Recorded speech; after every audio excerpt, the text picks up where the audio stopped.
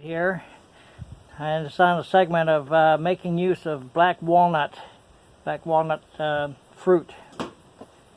And what I've done is I've taken the hulls off of the nuts, and I've put them in acetone. What I'm going to try to do is extract the colorant out of it to make stains when I'm doing the woodwork. And there's some in mineral spirits, some in rainwater. And then I fill this jar here. Okay, these are the hulls off of it, and here's the nuts that are left over. I'll be putting these in a jar and extracting those too.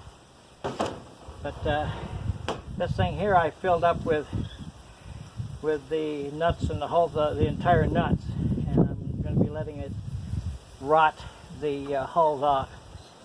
But I can tell already, if you can see it, it appears like the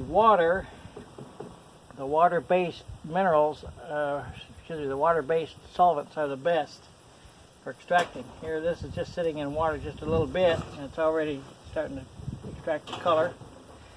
Acetone is a type of a water-based solvent, and you can see the coloration is coming out into the fluid. And this is rainwater that I put in just a few minutes ago, and it's doing really well. You can see you can't hardly see through it at all.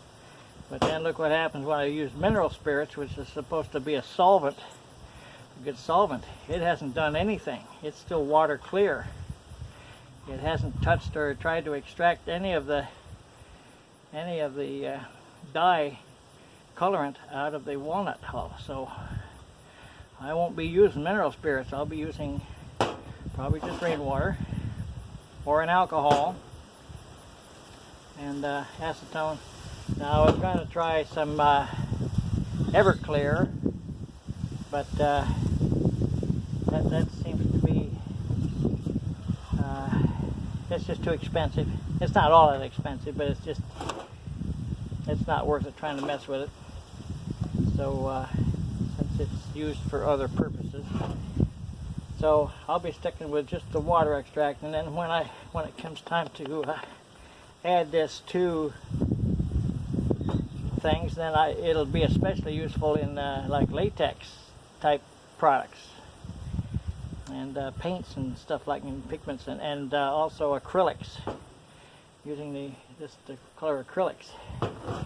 But even as a direct stain, using the water direct stain on the wood, I'll be trying that too. So anyway, it looks like I got a good head start on getting some of this coloration extracted.